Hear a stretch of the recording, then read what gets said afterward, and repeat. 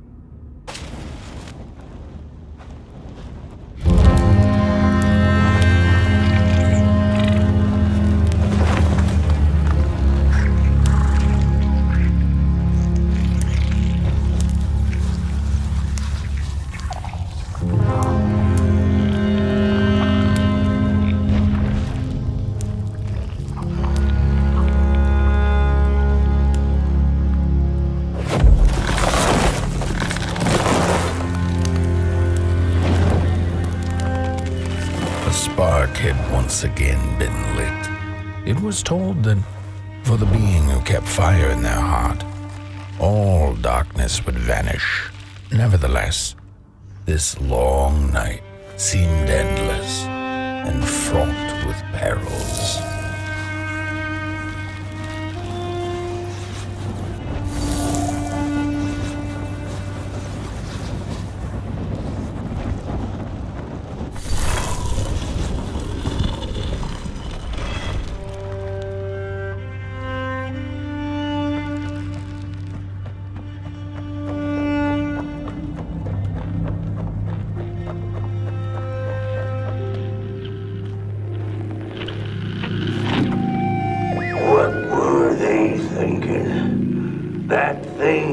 To remain dead. I'm never gonna come out again, no sir. In here it's just me. Alone, some ragdoll with his mask. Alone in that peace. They burned it all away, and for what? Shine a little light on things? I can see just fine in the dark. In the dark, I can see everything clear as day. What were they thinking?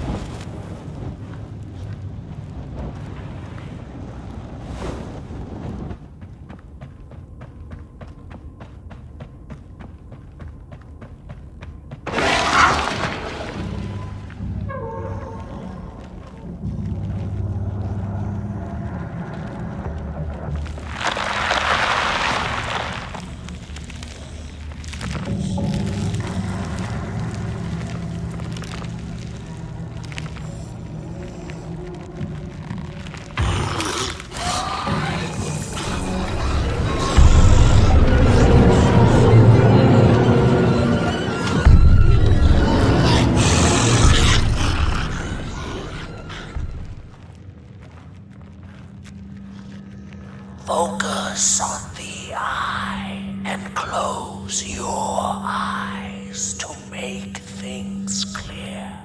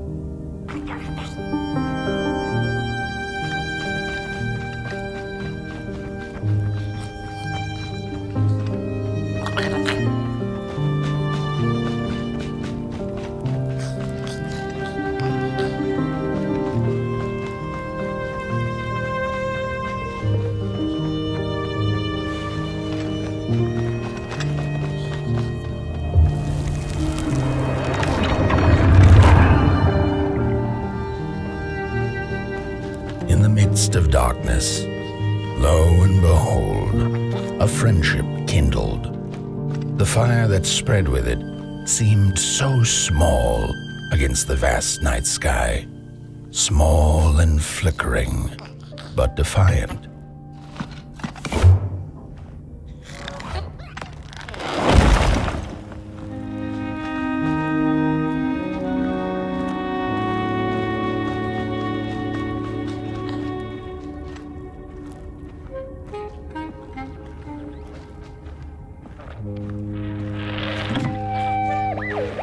With wire, clay, and fire, the craftsmen built the foundations, followed by the trees and the rocks.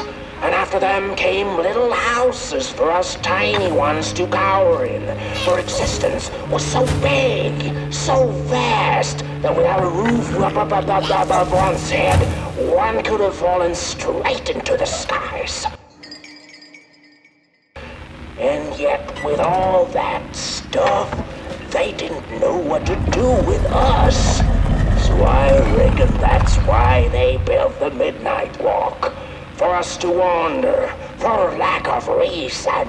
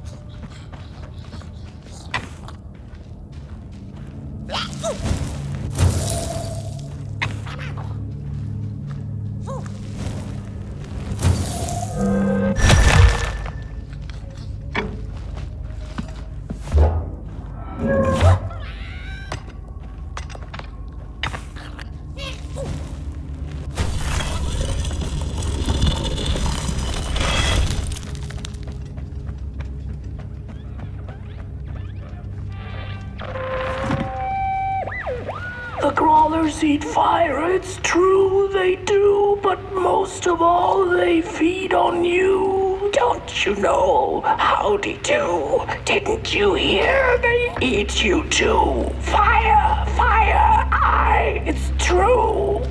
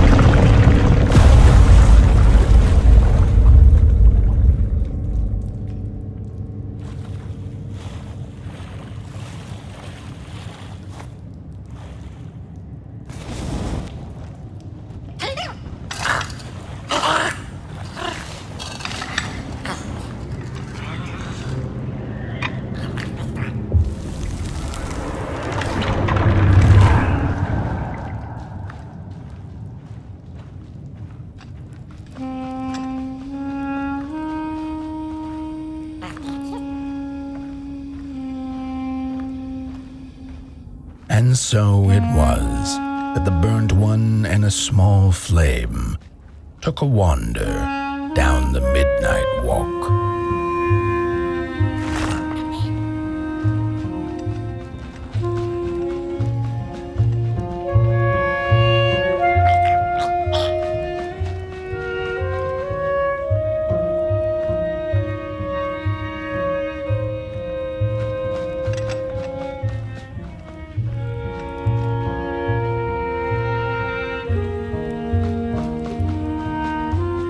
In the closing nights of this era, a wandering flame. How rare, a little pot boy. This is already the end. Your pot boy, the last ember of the work table that was. You are destined to carry this torch to Moon Mountain. It is inevitable. We must all partake. Your purpose burnt into clay. Your pot boy must spread his fire. Walk now, spread your fire. Walk, walk, walk. The soothsayers have spoken.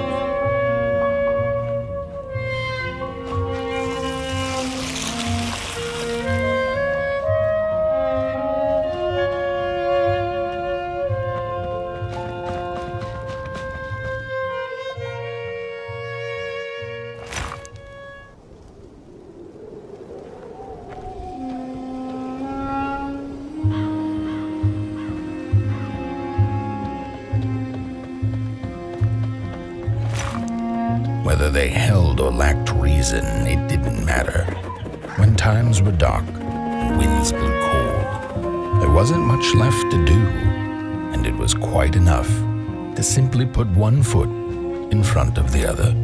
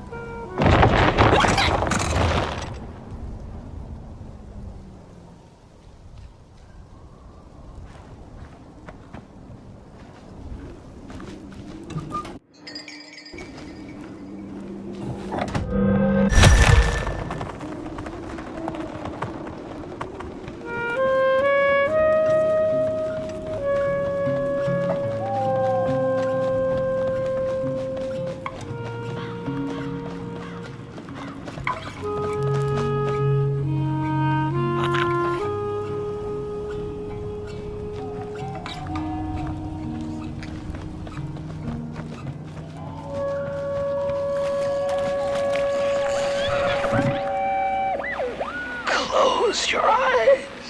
Listen. They sense you. They feel you. There's so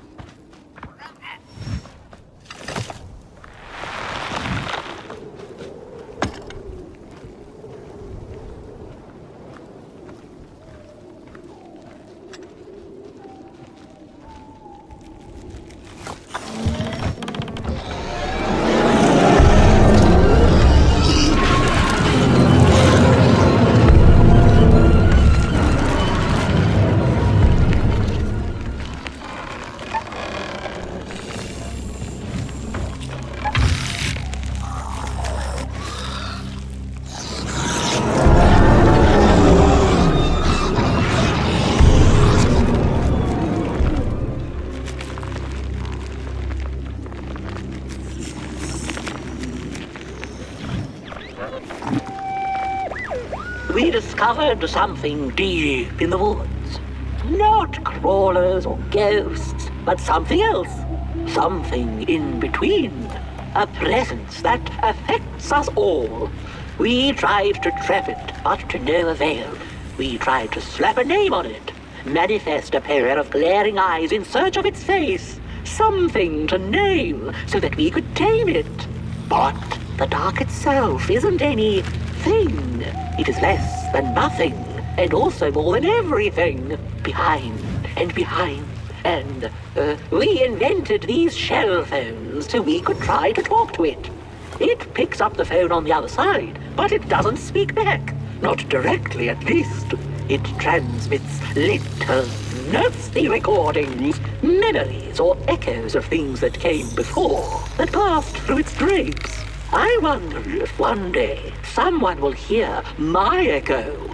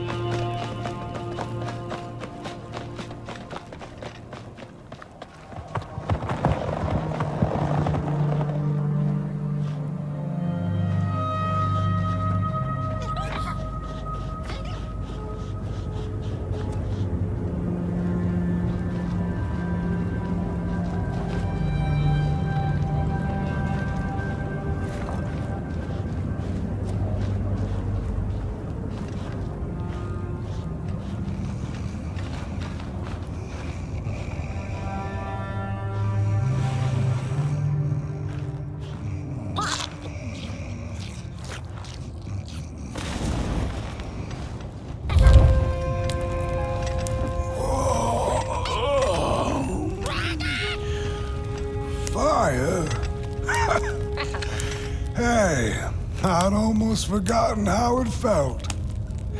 And salutations, burnt one. Fancy meeting one of your kind here. You're the caretaker of this little firecracker? I reckon you must be headed for Moon Mountain. Am I right?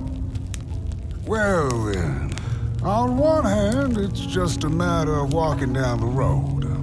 But then on the other, the Midnight Walk has a mind of its own, and a mind to teach its rider a thing or two to boot. So if you are intending to walk the walk, You better. Ah, how's he? Didn't see you there. So glad to see you back on the move. And as I told you, it ran away from its owners. It's been waiting for the right passerby ever since it ended up here. Well, Meg, don't let me keep y'all. See you down the Midnight Walk and Burnt One. Wherever you end up this long night, keep that fire alive. It's really all that matters. Don't take my word for it. Just see for yourself.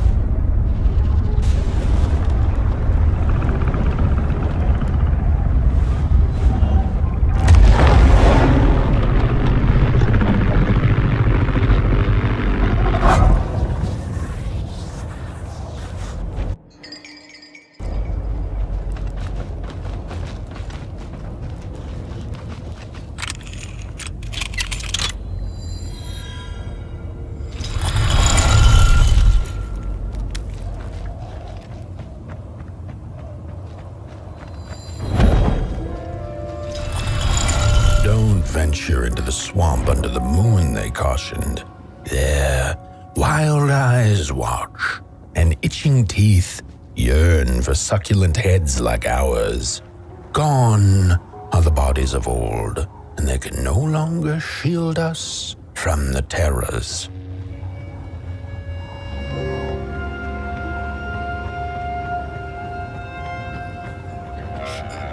Oh, look at those two arms swinging around. Disgusting. Arms and legs. So uncivilized. Look at those two arms swinging around. Disgusting. Oh, look at this fancy stick. It's my favorite stick in the whole wild world. It's the best one in my collection. I got no better stick than this stick. Can't believe I found this stick. No, my stick! Give it back! No! Oh, my stick! My favorite stick. Hands up.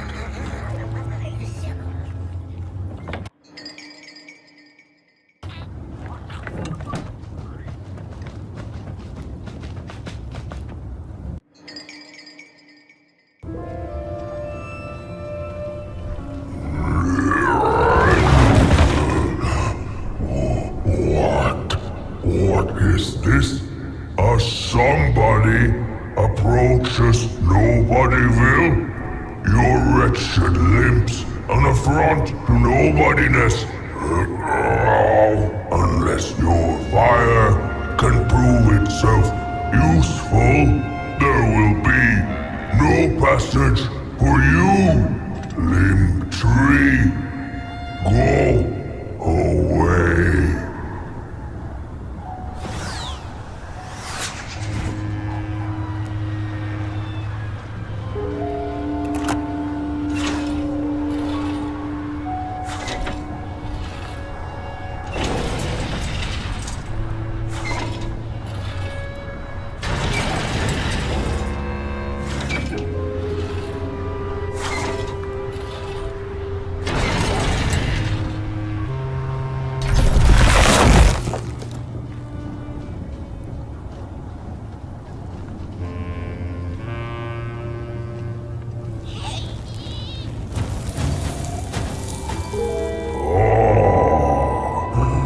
Candles have not been lit since before the great beheading.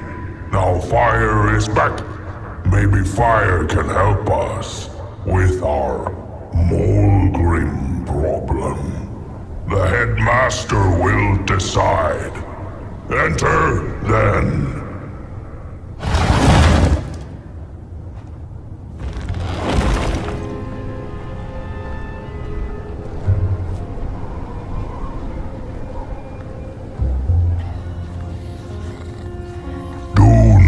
Make me regret my decision.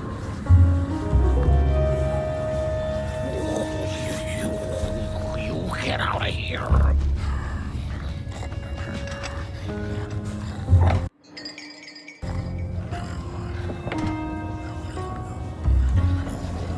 We don't take kindly to somebody's walking around here with 2 feet.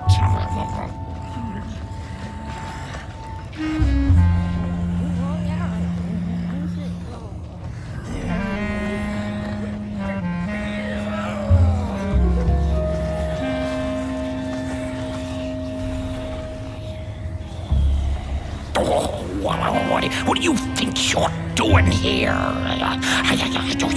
You can't be here. You shouldn't be. Why are you here? Here to set us... True fire. We nobodies haven't been graced by its warmth since the bodies were banished. They used fire for war. Yes. Now once more, the somebody disturbs our peace and sets fire on things with its tiny fire devil. You must leave at once. Leave or face our...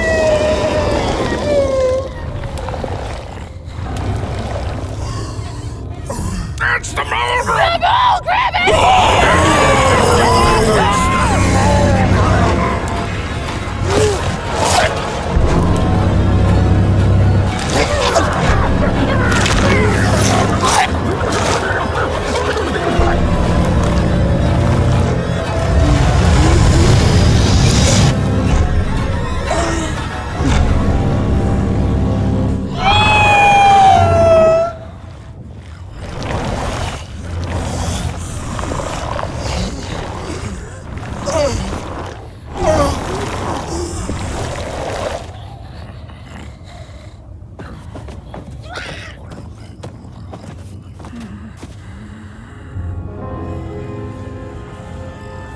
I guess I'm the headmaster now. As you've observed with your own head globes, we have a problem. It is called the Molgrim. The Molgrim. Recently she has become bold, moving ever closer to Nobodyville. You should help us get rid of her. Yes, get rid of her. Tame her, just make it stop. And by the powers suddenly vested in me, I will, shall grant you passage through our fair Nobodyville. Here, take this. Blech. Now, go do the quest. Meet the problem head on. Tame the mole grim, and we will. I shall graciously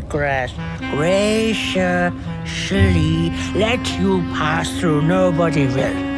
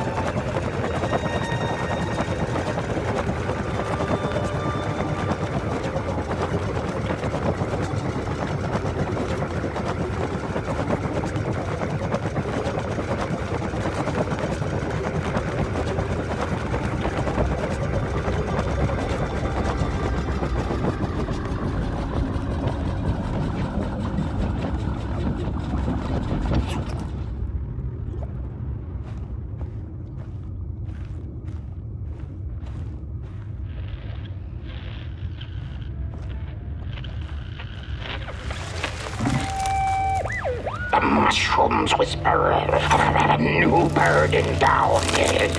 They tell us her nest lies beyond the cold moon. And she came here to witness tragedies. She feeds on these tales you see, sucking their fire dry like marrow from a bone. Her eyes are on us now. Like a vulture she waits, knowing that we somebodies are about to tear each other apart.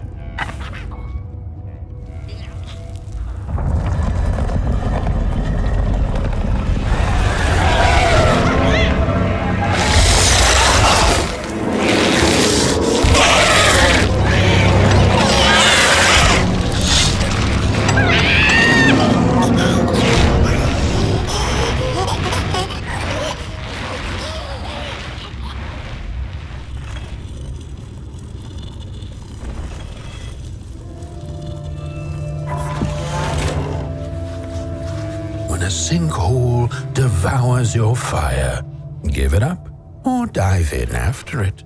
An old swamp saying.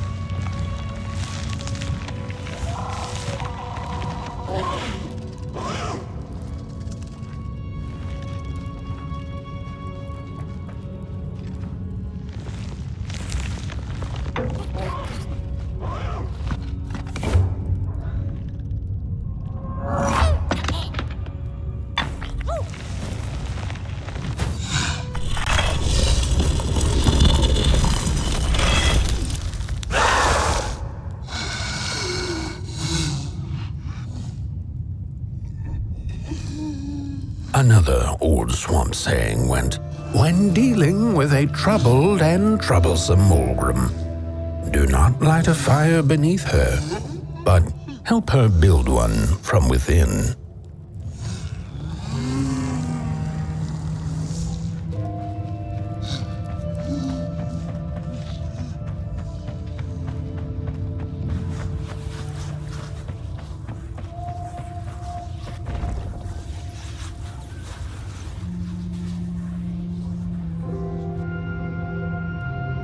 Oh, my neck hearkens the anguished howls of the Mulgrim, and the bitter patter of feet. A somebody and its flame, albeit a small one. 'Tis enough, perhaps. The Mulgrim's precious shards, they must be returned to her lair, to her cauldron. Only then may the cleansing fire burn.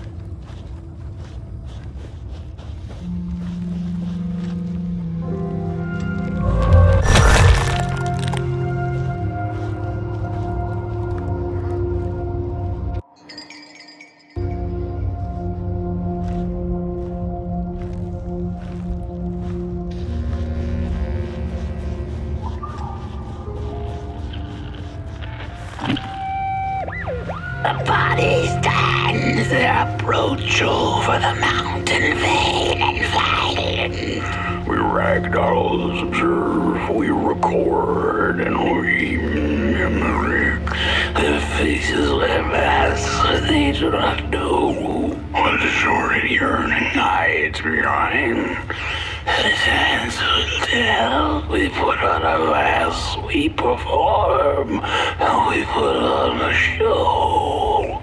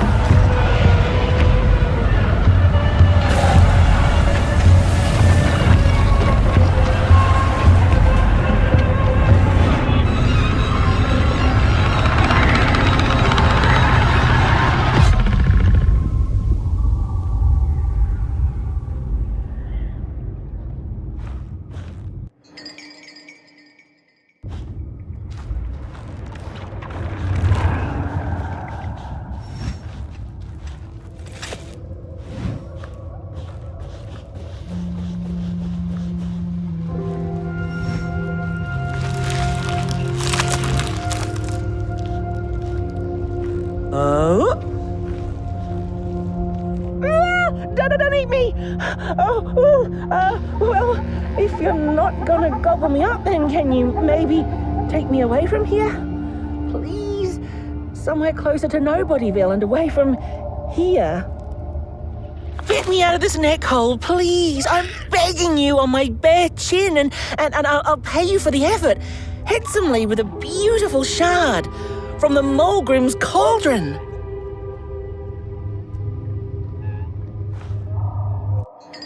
If you just take me to the outskirts, closer to Nobodyville, I'd find the rest of my way back for sure. If you've nothing better to do, that is.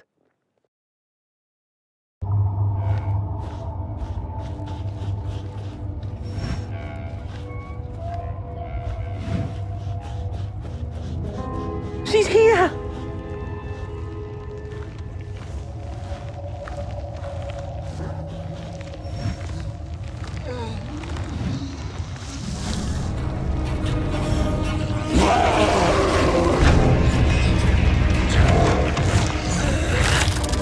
Look out!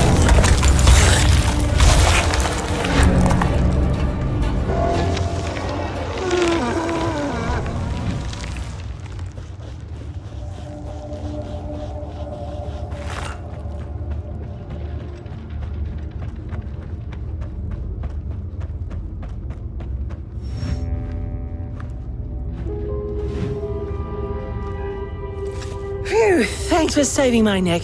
And I think I have a reward for you. A real treasure.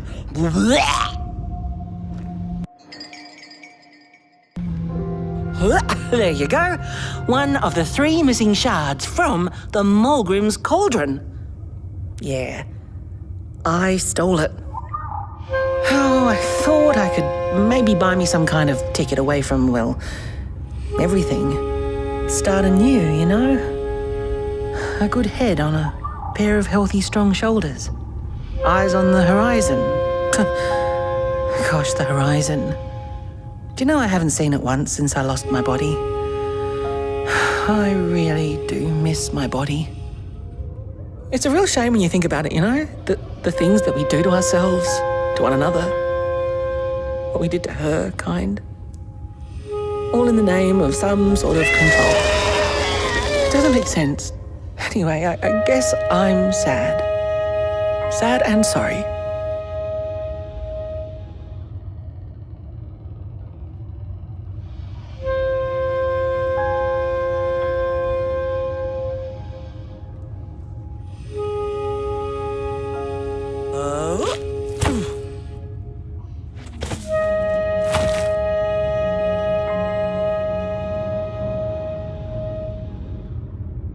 Hey, thanks. You're a great listener. You know that? Just take care of that shard now and maybe put it back where it belongs and... yeah. Goodbye.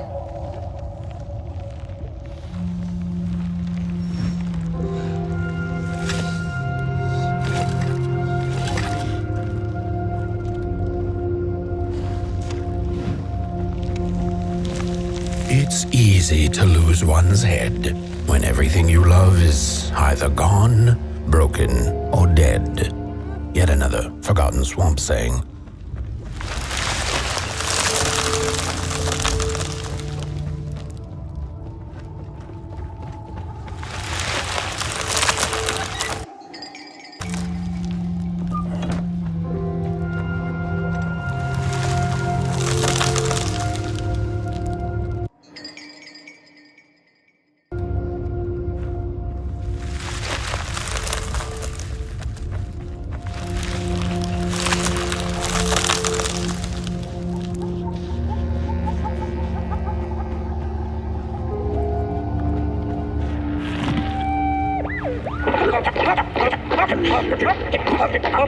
Hands up!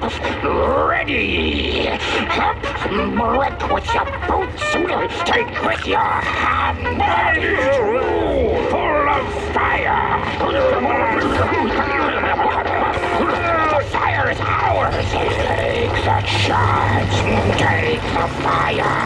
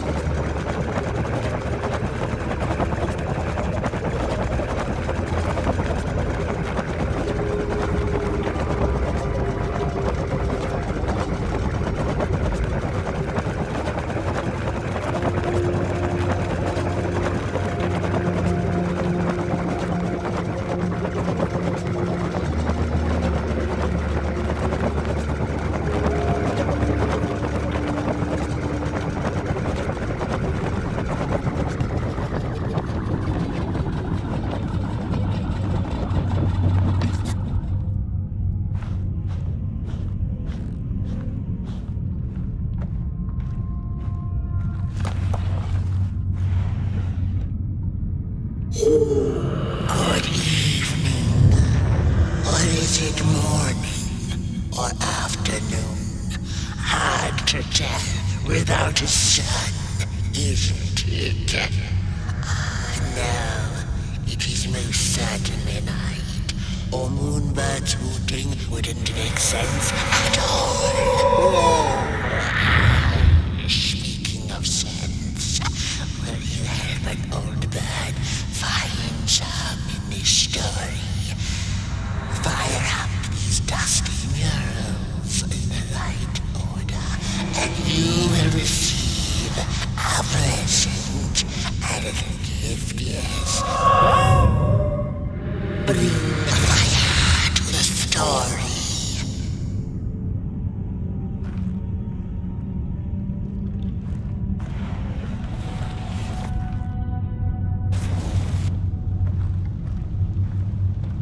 Once upon a time, the Mulgrims lived in peace. Peace ended when the violent somebodies invaded the valley. The valley was taken, but then began the Battle of the Bodies. Intriguing. The battle ended with a great, gruesome beheading. For time immemorial, the Mulgrims had lived in the valley in peace, sharing good eatings and howlings around their fire, which they had inherited from the skies.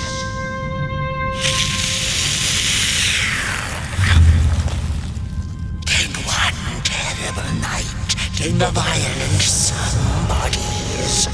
They hunted the Mulgrims for sport and took their fire for themselves.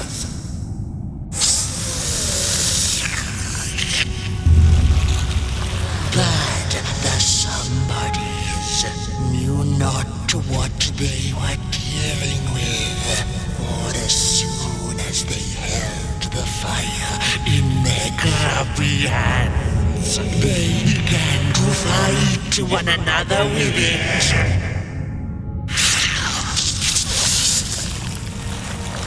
To save themselves from themselves, the cunning heads turned on their bodies and organized a great building.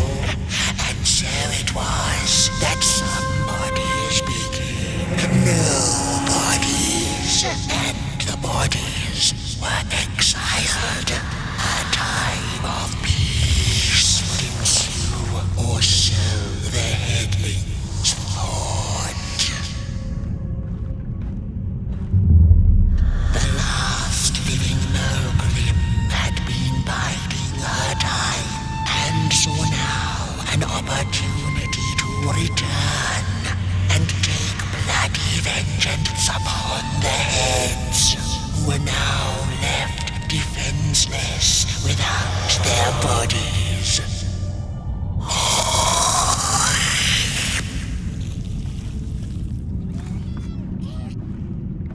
The time of the Mulgrim begins anew. A storied meal indeed. Moonbird thanks you for feeding her and proudly upholds the promise. A gift. A shard from the Mulgrim's own cauldron. It looked so shiny in the moonlight. Moonbird simply had to take it.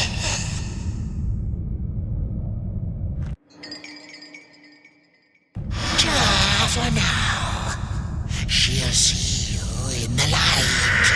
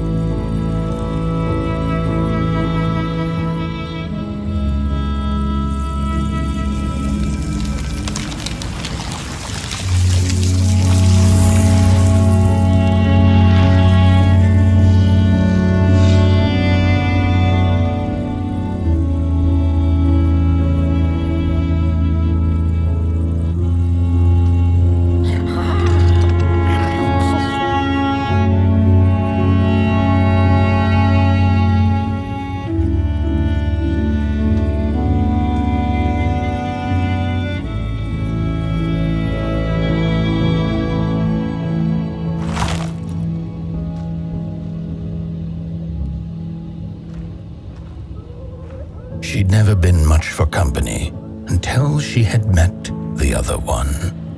He had shimmering scales, an appetite for life, and carried a faint scent of rotting leaves she found irresistible. Oh, how they used to laugh at the distant stars, bitterly, together.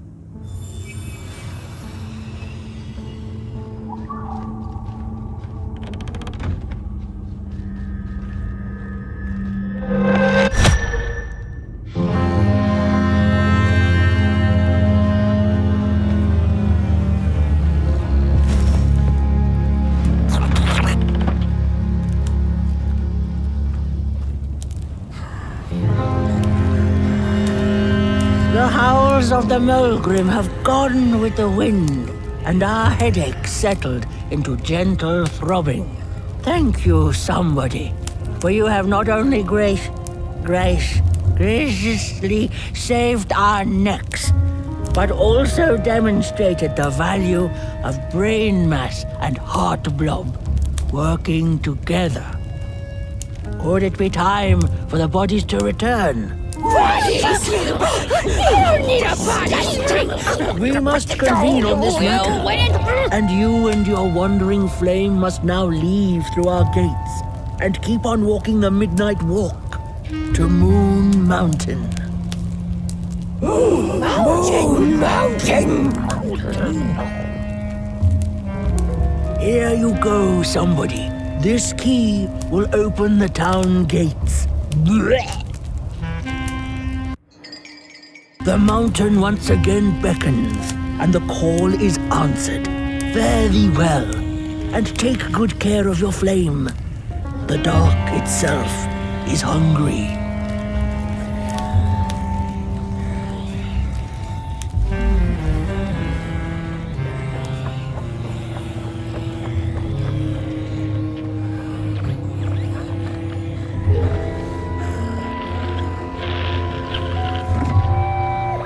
Mind over body! Mind over body!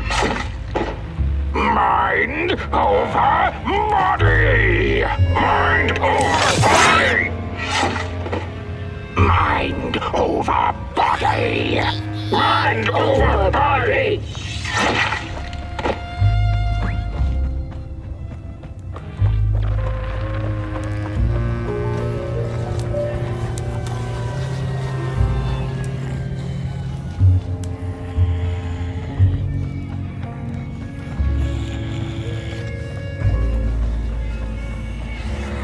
I think this body business will be good for us heads in the long run.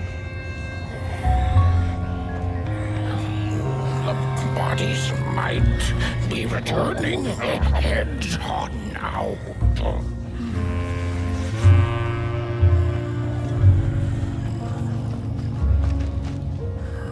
Oh, heads on out.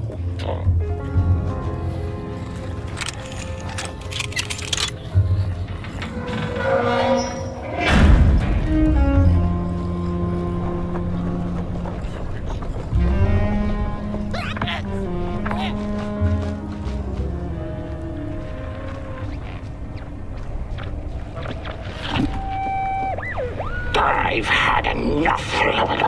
First it was the big Mogrim hunt, and then when they forced us out into that make-a-forgiven swamp. I hate hiking, and then when we had nothing left to hunt, we started fighting each other, and then Mr. Mayor gets this grand idea that we should chop our own heads off and banish our bodies. How does that even scientifically work? I've had enough of civilization.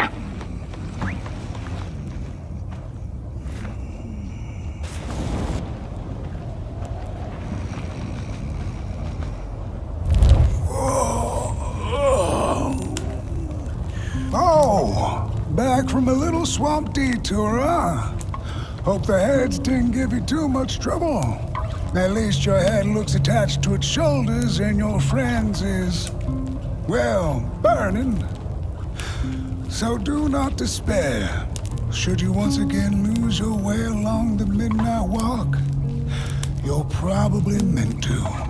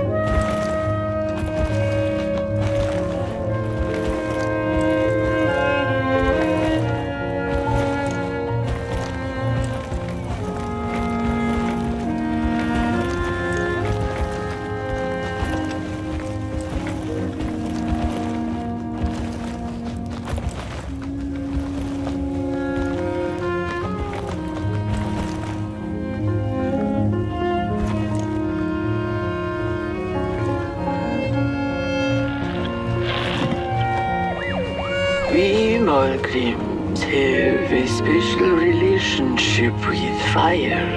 We do not cook over it. We do not shed tales around it. We care not for its warmth. Ours is a different connection entirely. Fire is our window to truth and into the world beyond clay, to which we must return. We are noble beings, bringers of bugs, slime, and mushrooms to help decompose the old and to bring about the new. We are the caretakers of this world, and woe be to those who seek to end us, for they seek to end themselves.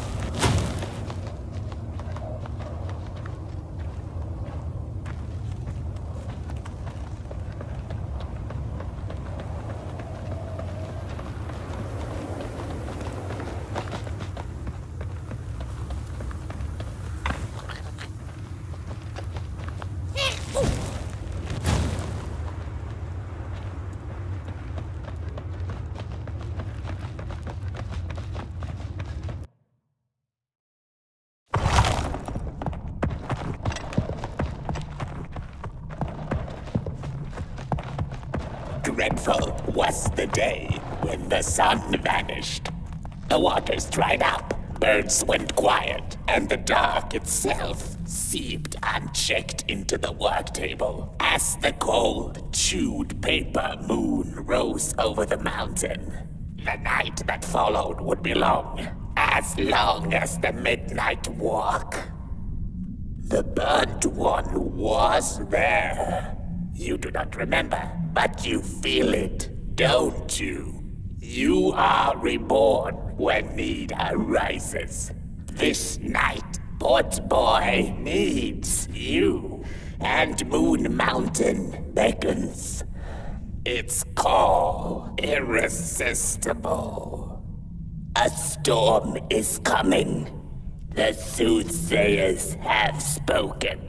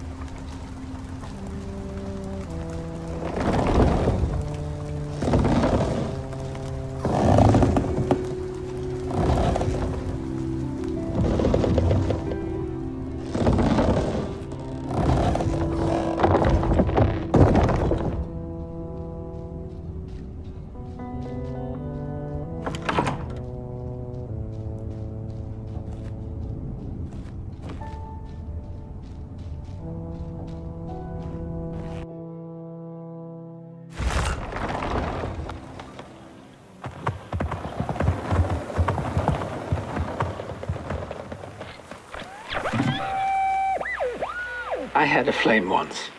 It was beautiful and bright. It spread its light, brought me and my neighbors warmth. and it was always hungry. No matter how much I fed it, it kept on growing and growing. And one day it got big enough to start walking the long road. I didn't guide it. It dragged me along for the ride. I followed it for a long, long time. Would the road ever end? What was the point of the walk? Things kind of spiraled. Road took me on dangerous detours that didn't make sense. Before I knew it, my flame began to fade until it... Well, I don't think I was meant to carry this flame.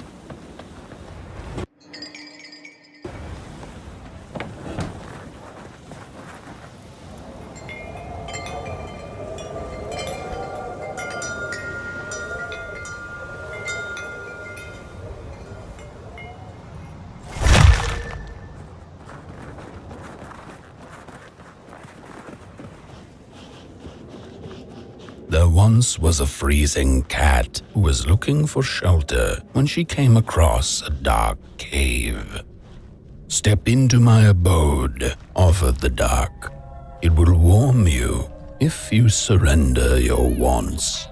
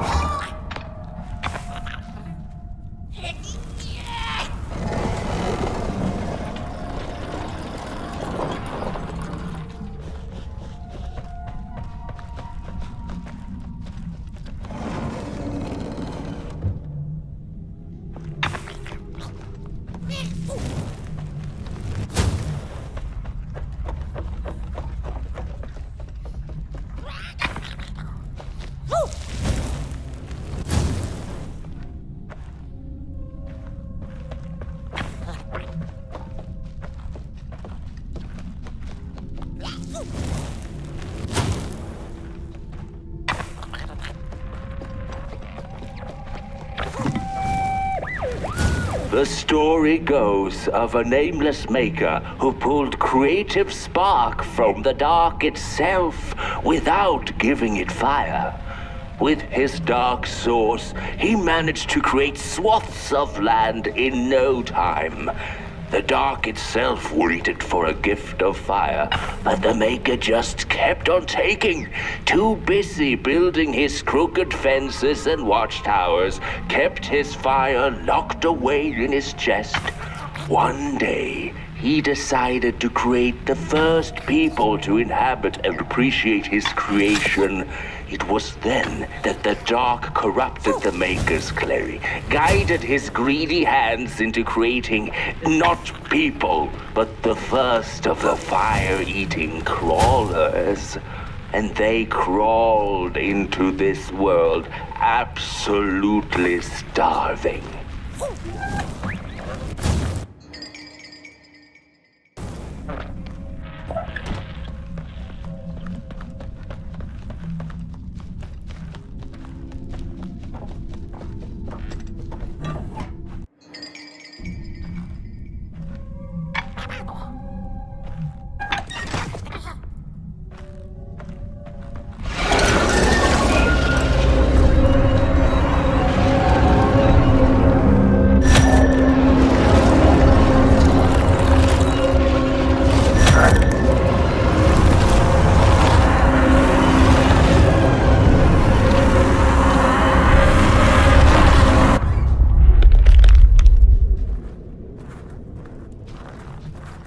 The dark's eyes were much too big and watchful for the cat's liking. She went on to find warmth somewhere else.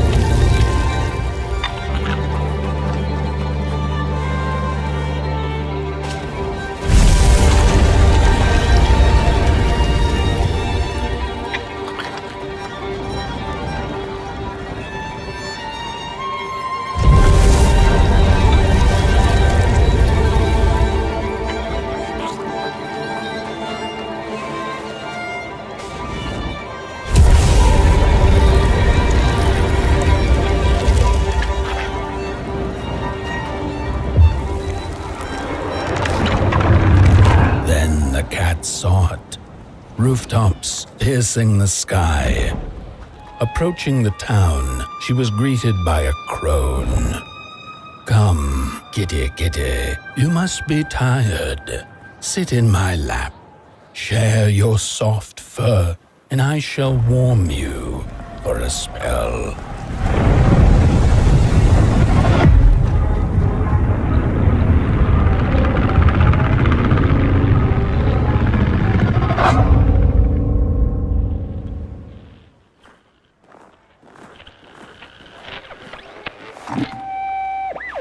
Hello, Mother.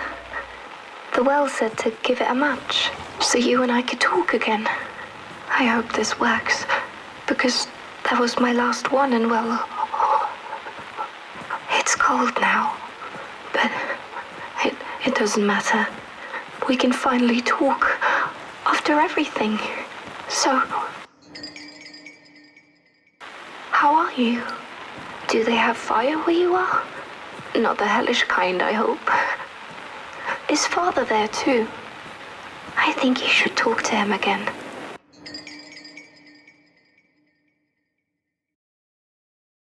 I know it doesn't seem like it, but I know he loves you still. I love you. Still. I can't feel my hands.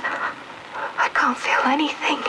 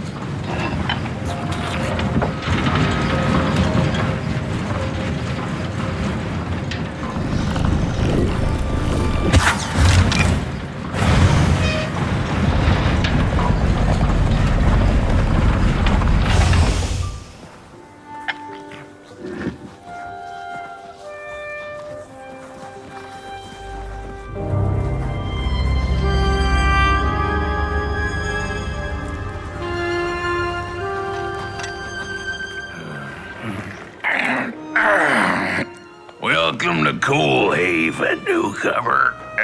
Good to see a flame in these parts again.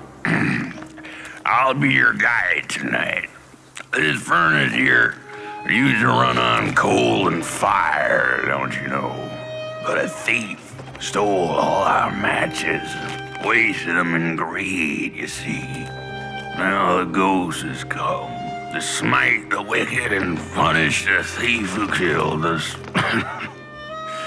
Well, I guess that's it. That's a tour on the house.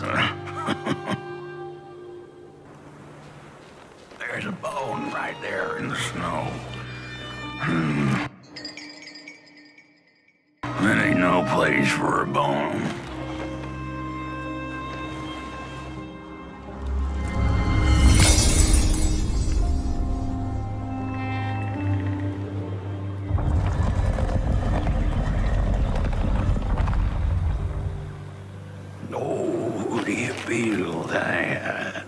Something's changing. That furnace was the soul of the city. We used to worship it, us coal miners did. Fed it trees and fire like it was a hungry, angry god. This broken body's going nowhere. But the day of the dark shall come in the guise of a thief, in which the stars shall quietly pass away, while the houses shall be destroyed with intense heat, and the earth and its works burned up.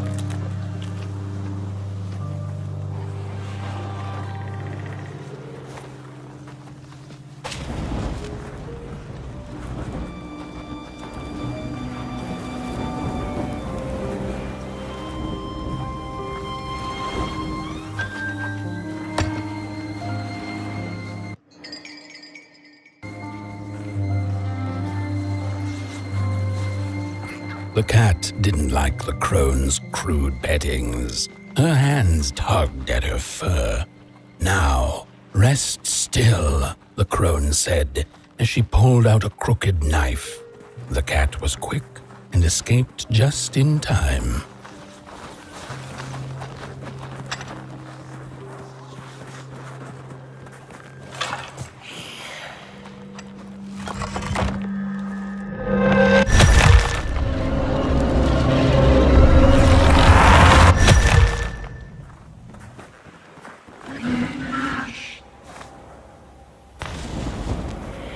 Listen for the bone.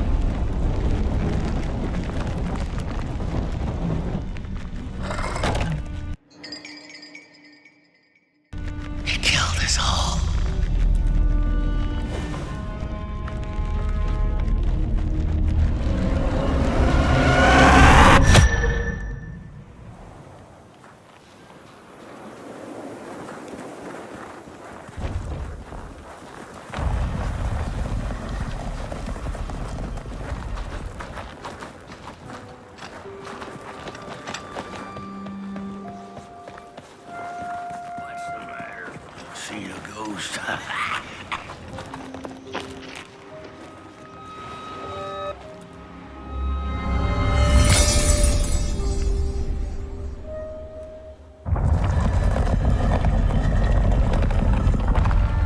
The thief loved the stars. Would have plucked them out of the sky if it were possible. But the dark itself stole her stars, turned the thief's sky as black as a cup of joe. And so the thief began to steal matches and lit them, hundreds of them, like little stars of her own. The crooked path to the house on the hill lies open. You hear the scream.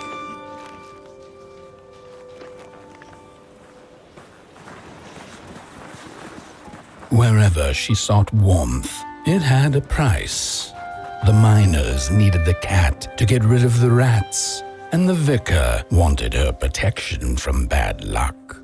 Bony hands reached out from all around her, trying to grab her. How could this happen? Whoever did this? Oh, the flame warms the righteous, but the wicked who love destruction, the flame burns with a passion. Holy warm the furnace! Feed the thief to the furnace! Feed the thief to the furnace! Coalhaven is doomed! On the wicked the flame shall rain fiery coals and burning sulfur. A scorching wind shall be their lot. Come forth, thief, and confess your hideous crime!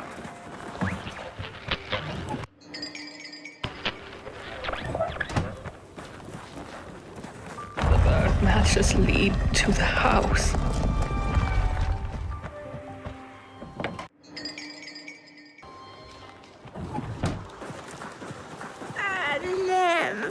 what they did. We're running out of matches. The furnace is dead.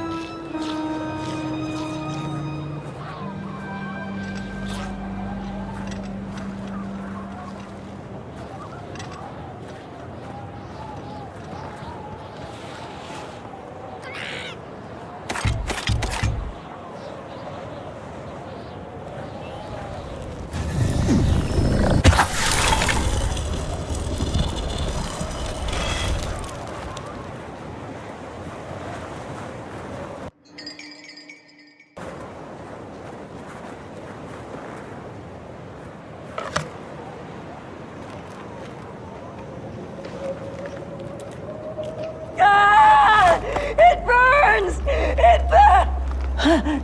What's... This isn't my body. The fire, did we snuff it out? Where's...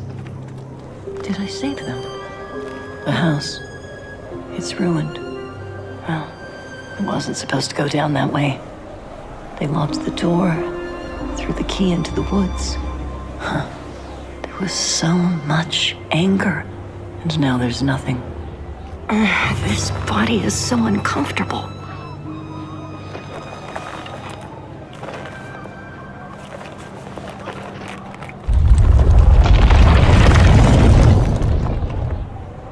While I was in the black, I had a dream.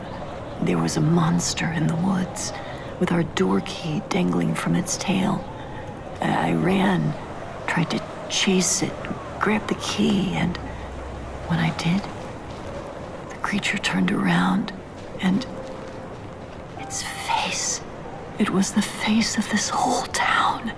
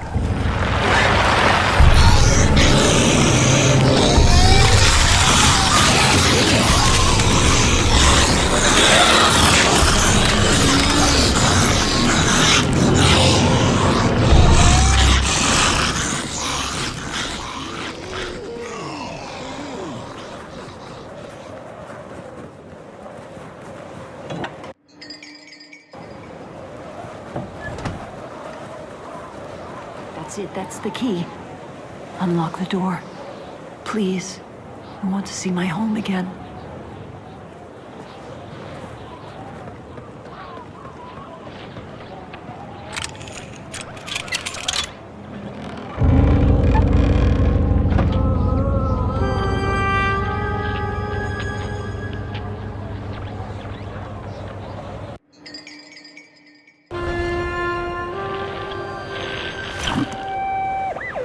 Furnace is getting weak. Council says we're running out of matches. We'll have to harvest more trees then. I don't like it. Losing the forest like this. Not like we have a choice. Mom, Dad, Oh, Curly, you startled me. they're coming here. All of them. What's that you're holding? It's just a match.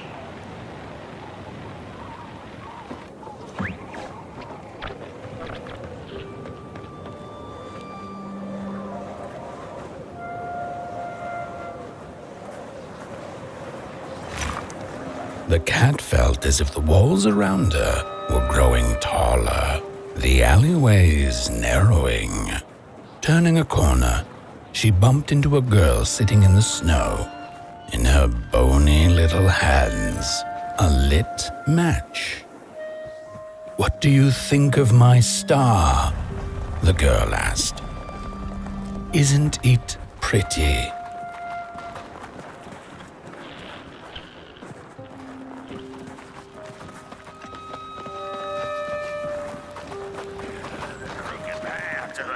On the hill lies open.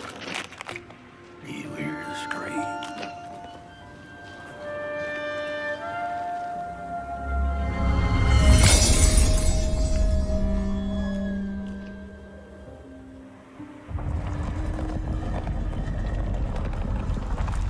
With no matches left, we couldn't light the furnace.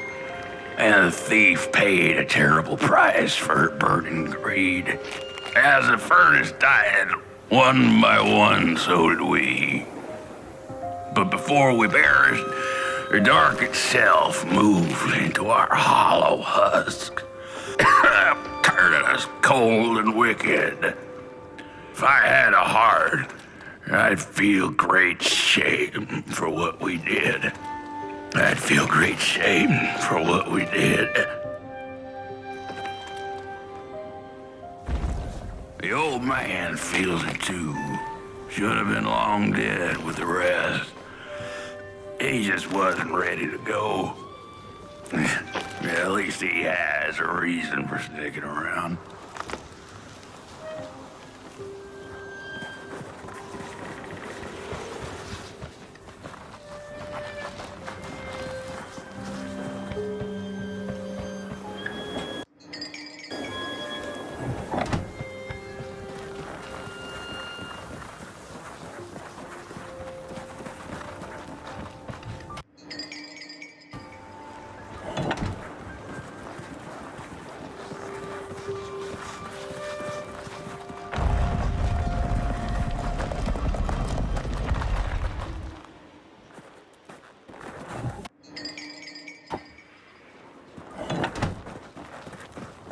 Killed the thief.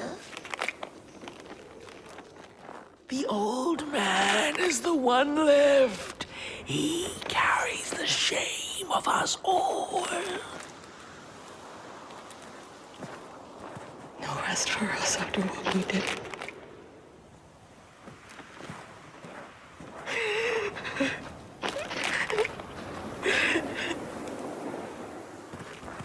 Shame. Shame.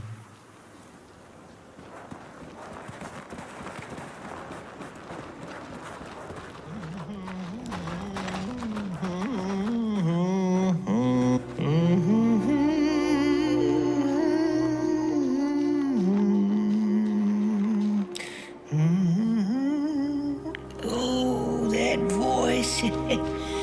What I wouldn't give to hear her sing again. Those sweet, sweet tunes like fallen leaves of the trees that were. Such a waste. Such a shame. I wish I could hear her sing again. Just once. Just once. Oh, I know she stole from us. I know what she did to our town. But she could sing. This town's not much without fire, no. But it's even less without song. If I could just hear that lullaby one last time, I know I'd be able to move on.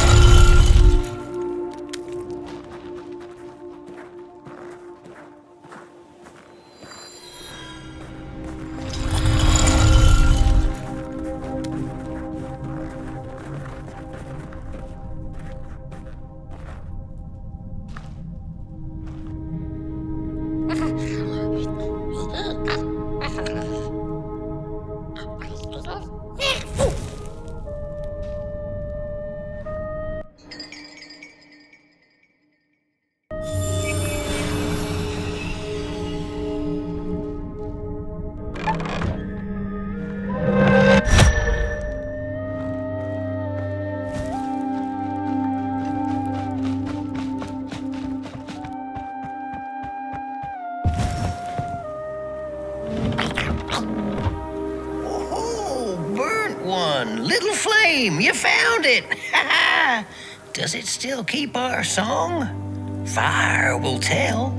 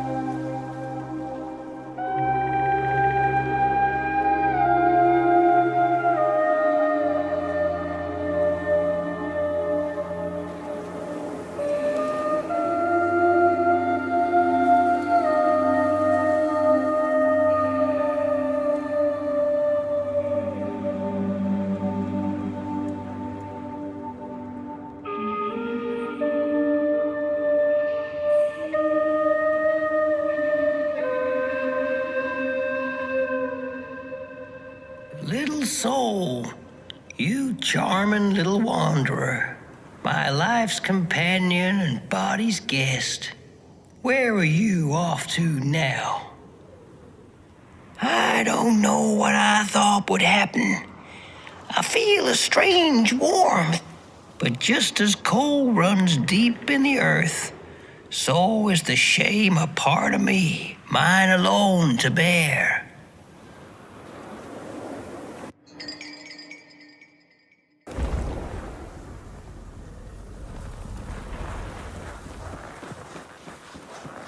The girl offered her burning match, her last star, but the cat could tell she needed it all for herself.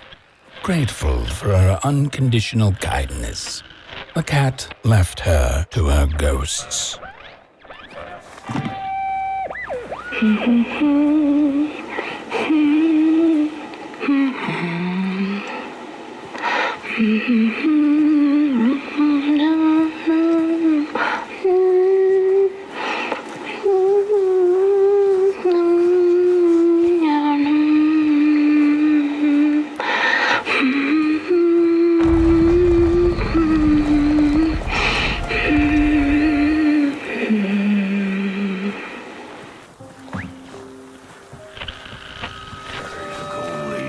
Ugly and vengeful, a grave matter indeed.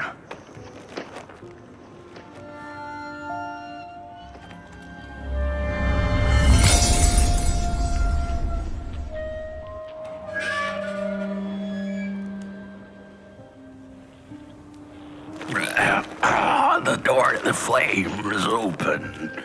It's already there. You just haven't lit it yet. Now, if you don't mind, a little spark, and just maybe we'll be able to die for real this time. In life, I didn't mind a little loneliness, but this is the worst.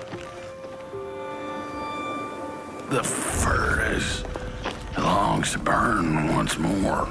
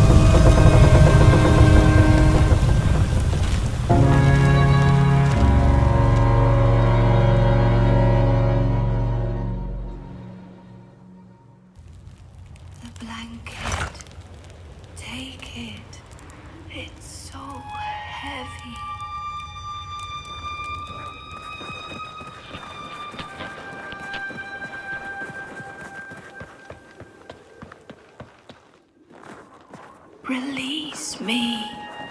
Remove the shroud. Light the match. The match. Light it. Please. One last star. Thank you.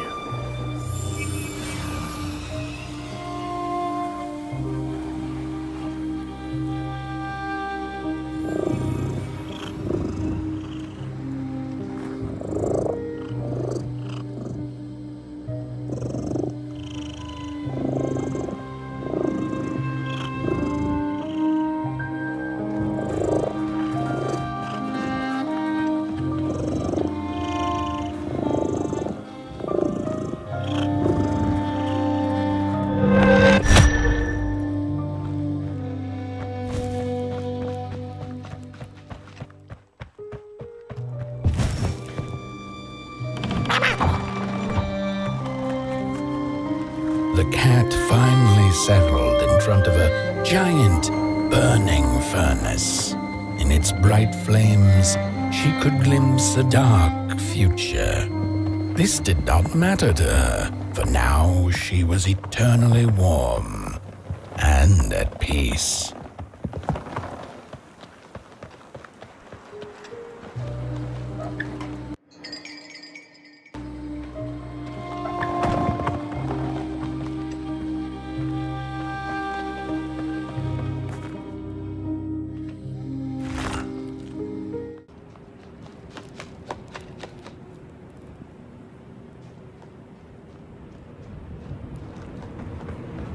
The flame burns still, and the fire has spread along the walk. The cold takes its toll, and Potboy's flame flickers. But it is still enough for the climb to Moon Mountain, to light the final fire. The road always leads to Moon Mountain. Hark! His fire belongs to the mountain. It came from beyond the moon. You have always been destined to burn. The soothsayers have spoken.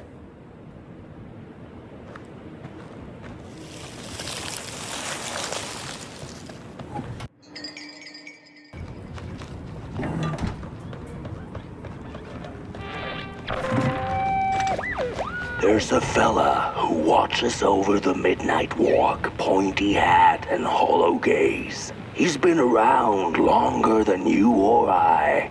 Some say he was one of the first sculptures to have breath. Some say he's not from around here, but from another maker's work table entirely. Some say he's seen what lies beyond Moon Mountain. But I just think he's lost like the rest of us, and he's waiting for the right one to come along. Waiting for something that'll give him that eureka for his song. He keeps his banjo by his side, but he never plays it. Strange, but he's in no hurry. He's got all the time in the world.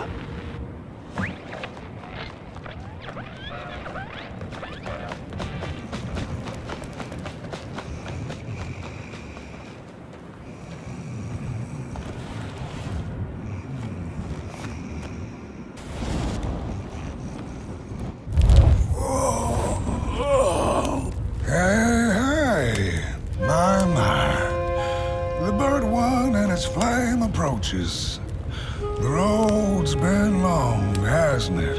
And it just keeps on going, don't it? Why don't you rest here for a spell? Change is in the air. Warm winds coming in from Coldhaven. I trust you're not pushing that little flame of yours too hard.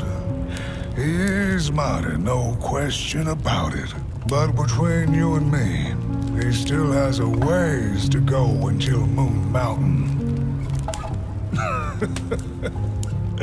Heck, it ain't my place to tell you how to tend your flame. I'm sure you'll be fine. You'll be just fine.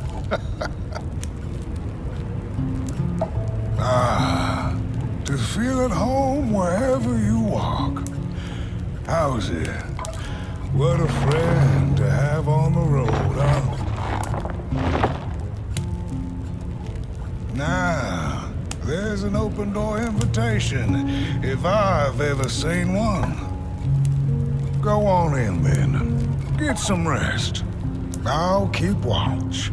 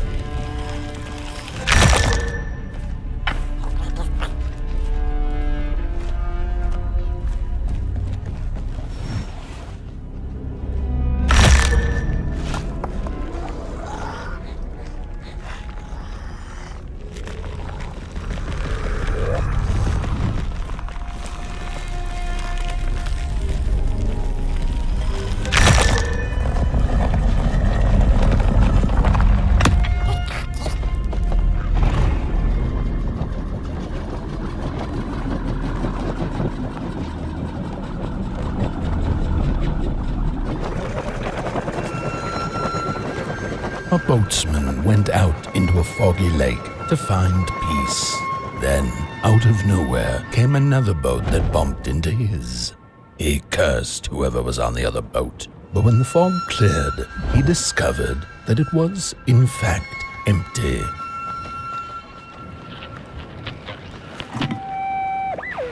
The sarcophagi are molds, rebirthing the bodies of the burnt one.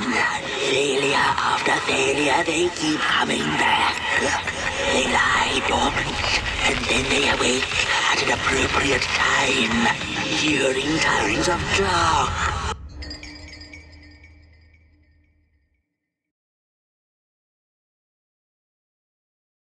To perform a task, the taskmaster unknown.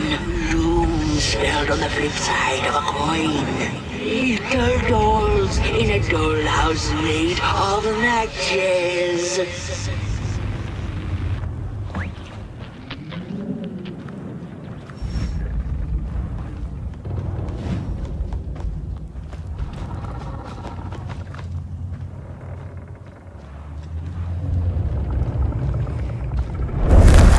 What's a story without a little adversity?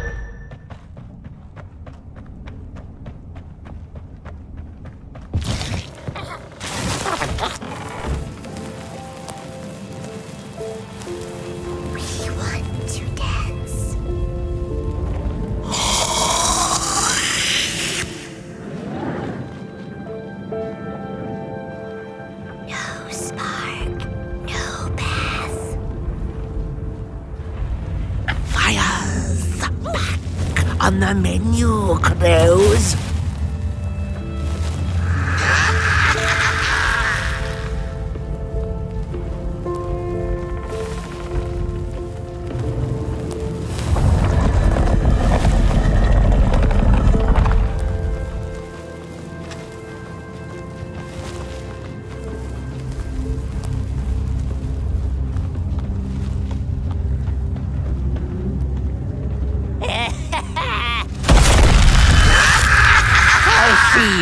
Not to crawl closer, Moonbird.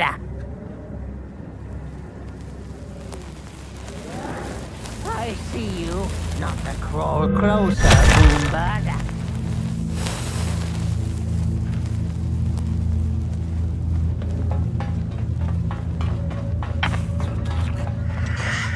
I will rain fire on your greedy shan. Stop that!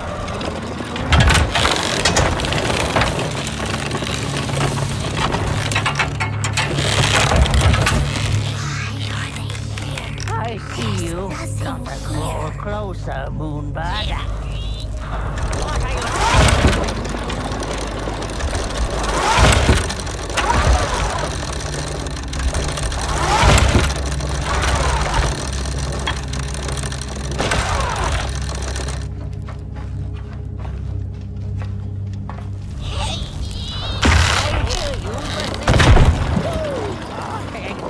Wait, come on.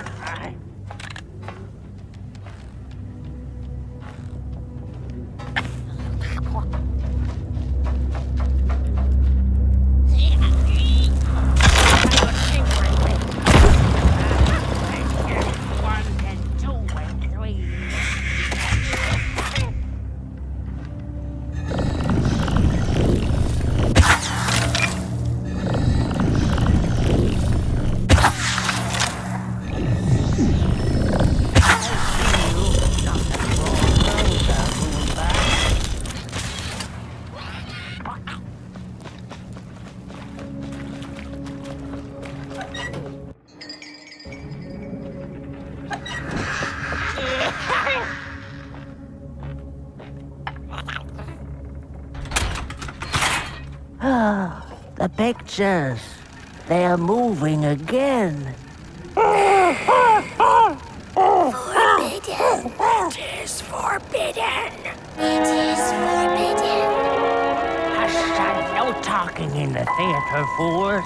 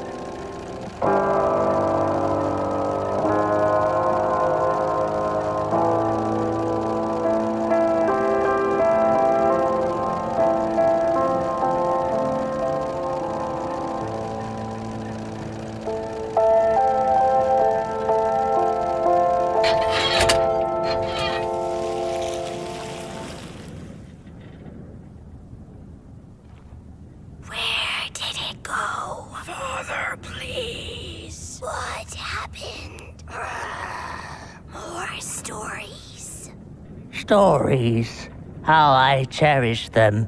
Real as clay, as palpable as the midnight air. They're all we have left once the dark has taken the last campfire from us. The projectors tell a story of failure. The craftsman projects it onto his creations. He keeps building without love for his craft. He needs to see it.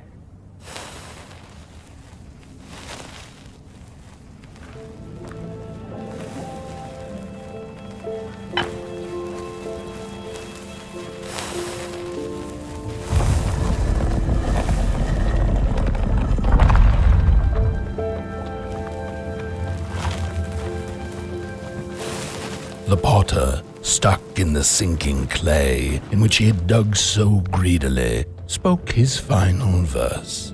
Here was I born, and here I lived. My refuge was the clay, and now the clay has played me false in a most grievous way.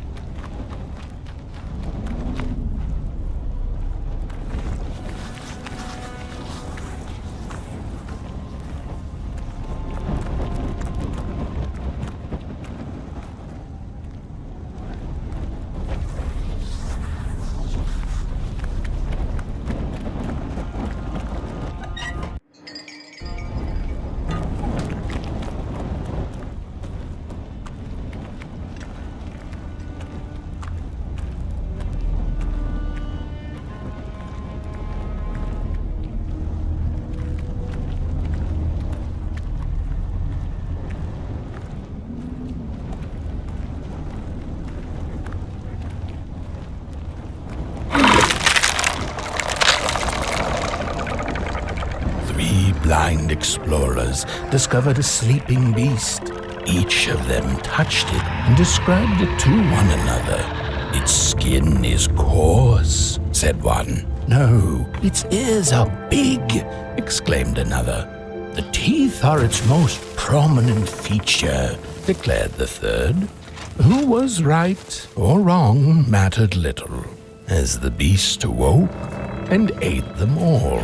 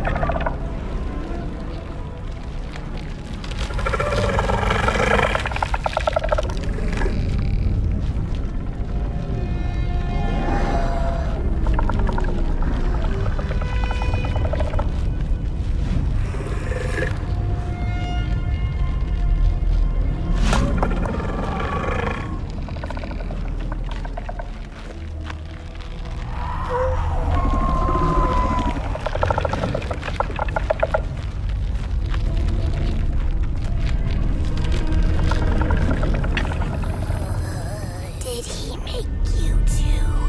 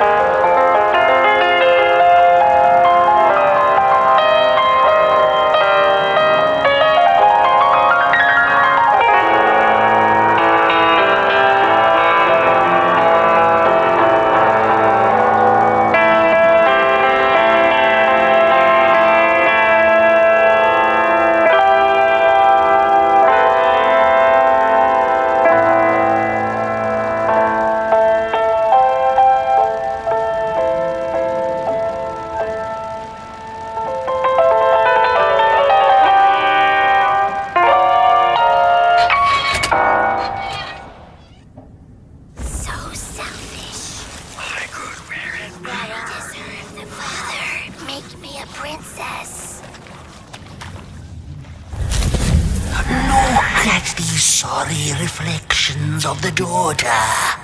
None of them will ever dance, ever feel the warmth of their maker's heart.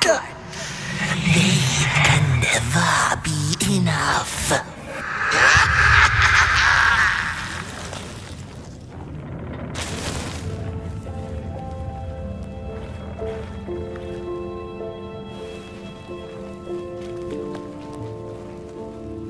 After years of searching for her son, the weaver was convinced she had lost him to the dark. One night, there came a knock upon the door. "It's your son," said a voice. "Please let me in." Thinking this was some cruel spirit come to mock her grief, she remained silent until her son gave up and left, never to return again.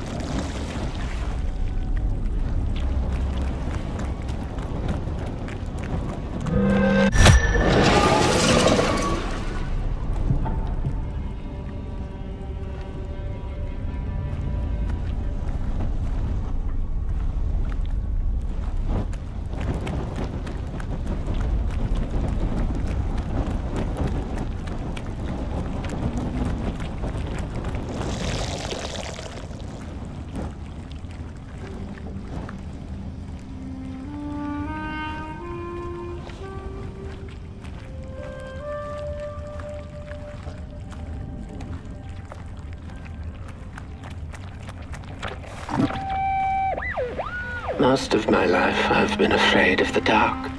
When I was little, my childminder got annoyed with me and tossed me into a wardrobe as punishment. She let me sit there, alone, and I sat perfectly still so that no closet monsters would notice me. It was the longest, most terrible 15 minutes. Many years later, I don't know what happened, but now I love sitting alone in the dark. I get into the wardrobe, close the doors, and I sit perfectly still. It's like a void, empty, but not cold, where nothing exists. and everything is possible.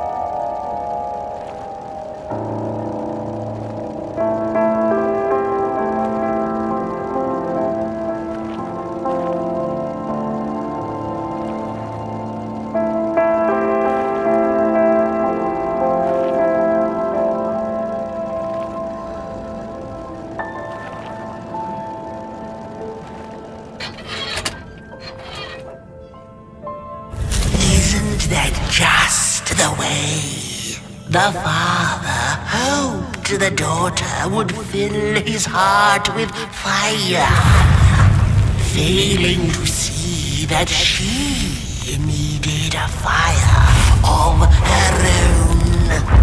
His princess danced away, and he stayed behind, cemented in his ancient truth. The heart is a bottomless pit, never sated, always craving for more.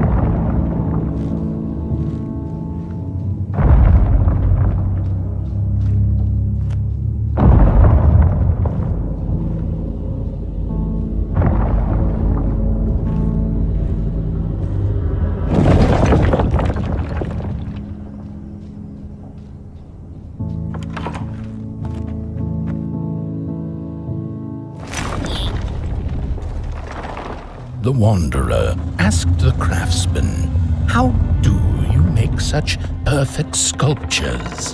To which he replied, "Oh, there's nothing to it really. I go into the dark woods. I find the sculpture already waiting inside a tree. And then it's just a matter of carving it out."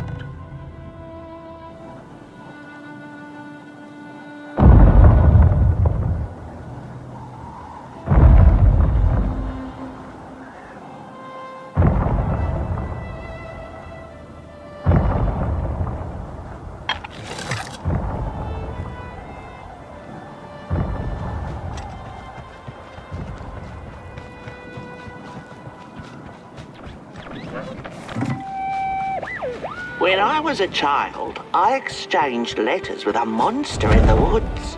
We were best pals, and we shared all our secrets with each other. One day, my sister told me that the monster wasn't real. That she'd written me all those letters to play a joke on me. But the joke's on her, because I knew the truth about the monster in the woods. And we exchange letters to this day.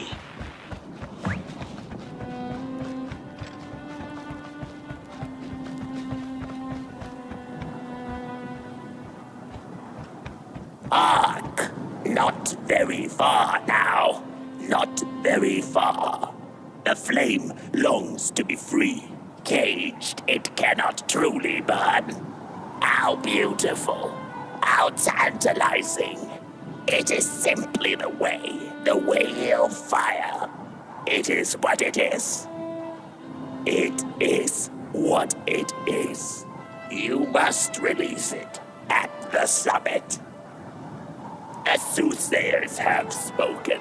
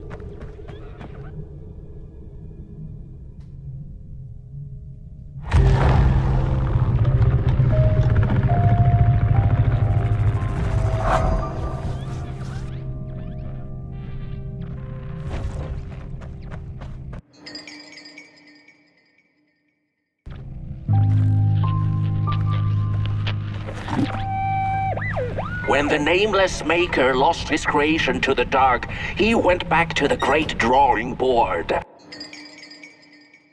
In his desperation to regain control, he made an attempt to sculpt the face of the dark itself, something he thought he'd glimpsed in his nightmares. But the face wormed itself out of his mind's eye, and instead his twisted sculptures came alive, grinning and many-legged. Thus, the grinners escaped and seeped into this world as a reminder to the maker that there is always something to smile about, even when things don't go the way you hoped.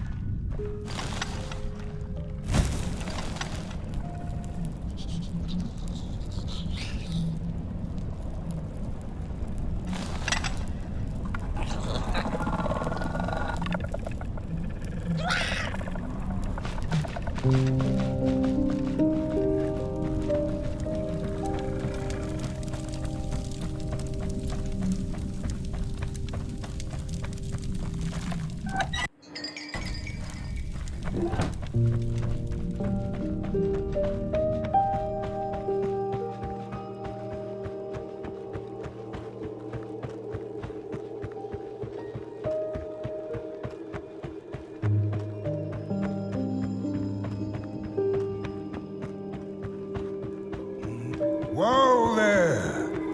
You look like you're about to move a mountain. That's what I get for trying to get in the way of a flame and its destination. Let him walk his walk. Ain't nothing gonna stop him now, looks like. Fare thee well now, Burnt One. You're going to Moon Mountain, and that walk is for you alone. You have a tough decision ahead of you to make, just like the ones who came before. But they're all long gone. In the end, all there's left to follow is your own heart.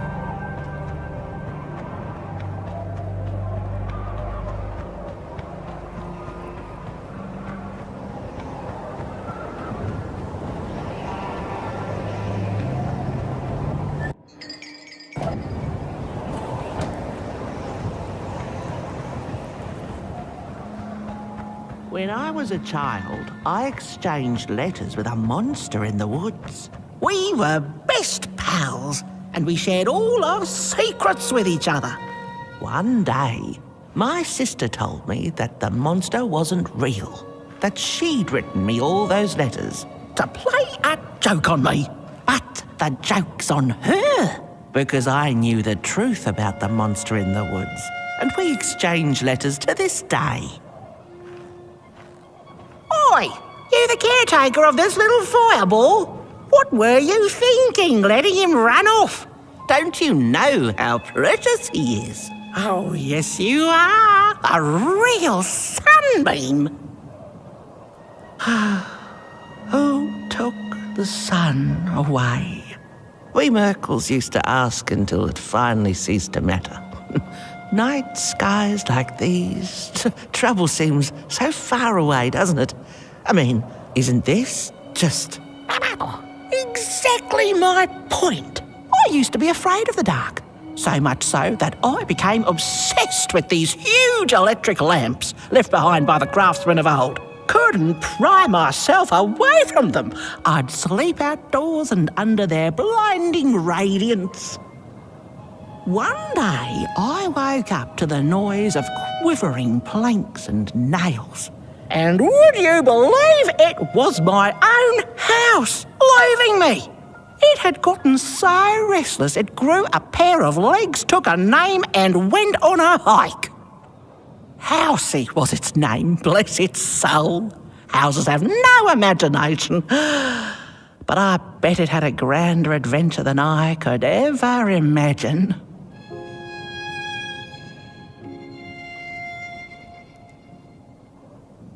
This little flame is your home, burnt one. Keep them nurtured and safe, and you'll always find yourself in the right place. Through the rain, in the dark, and over Moon Mountain.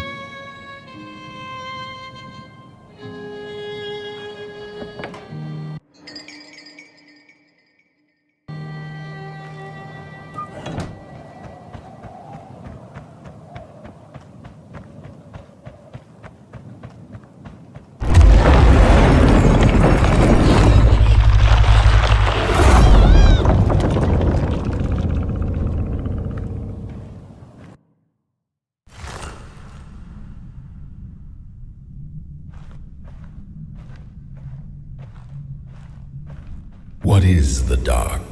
Is it ugly and cruel? Is it a place for monstrosities, for fools lost in the woods? A terrible void where all your nightmares come true.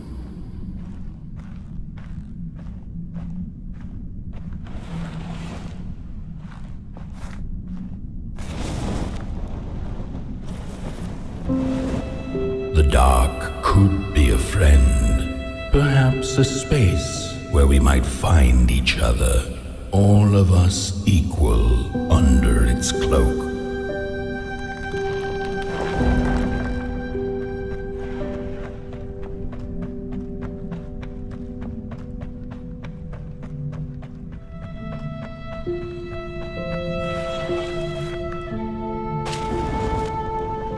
The dark could be an embrace and the release of the old, like taking off a tight shoe, laying bare one's feet, and taking a first step onto a new adventure.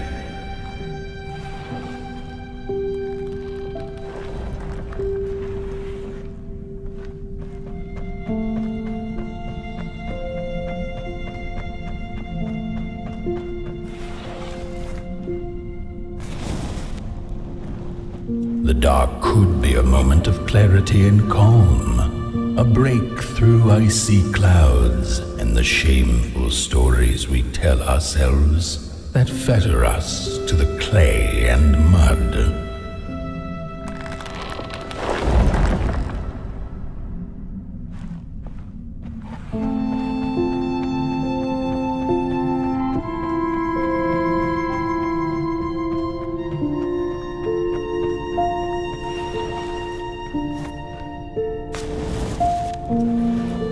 The dark could be the the space and time that we need to recover from the death of a dream and the quiet promise of new beginnings waiting on the other side of grief.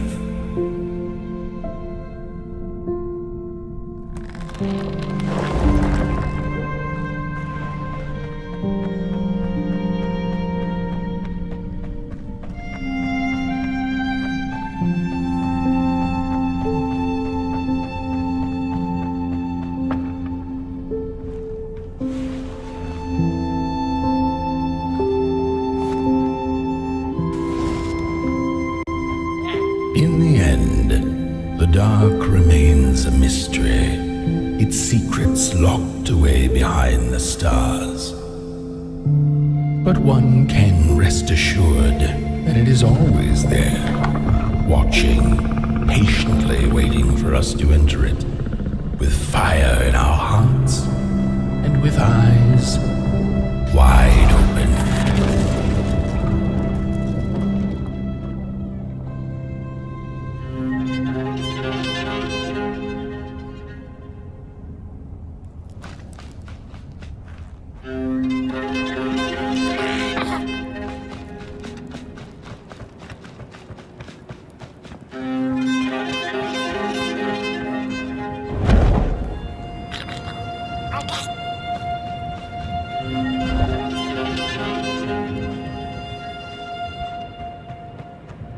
You've arrived. Hark! Your fire is dying, but the last embers will light the final fireplace and send your potboy home. Can you do what you must? Naturally, you must. It is destined, and you will be loved and forgotten. The soothsayers have spoken the last words.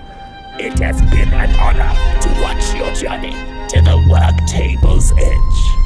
Now go and burn. Burn.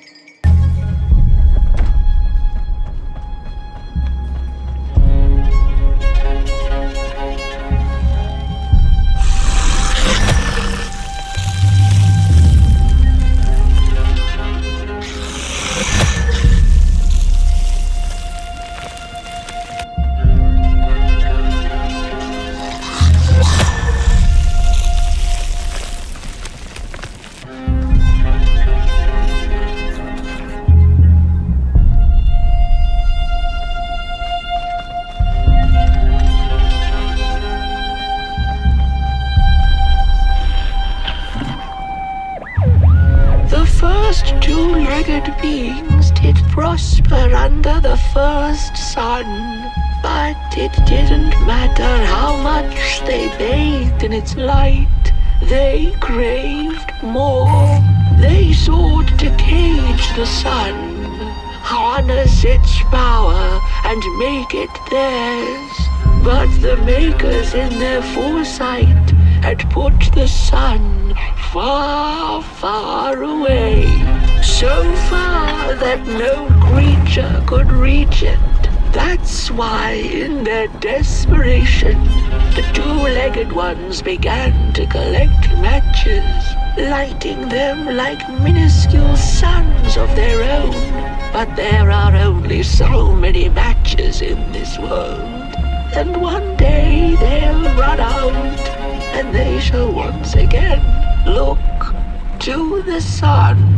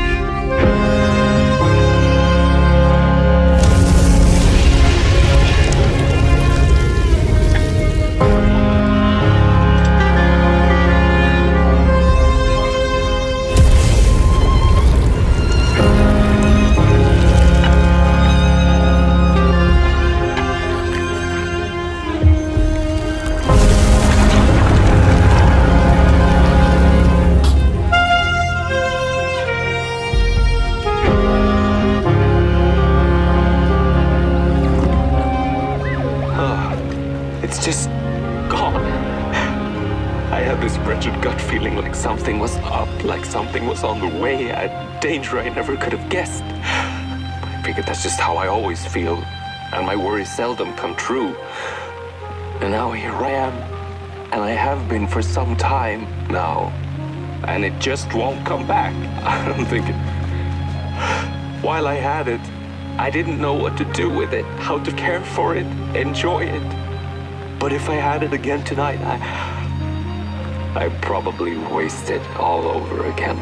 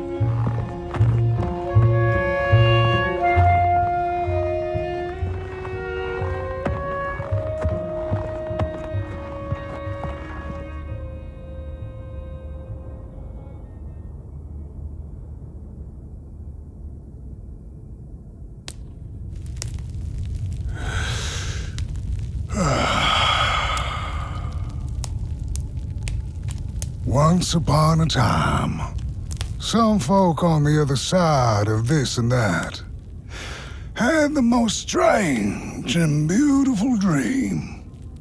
I hope that tonight you caught a glimpse of it, and I wish you the levity and grace to smile in the darkest of times and on the way down your midnight walk.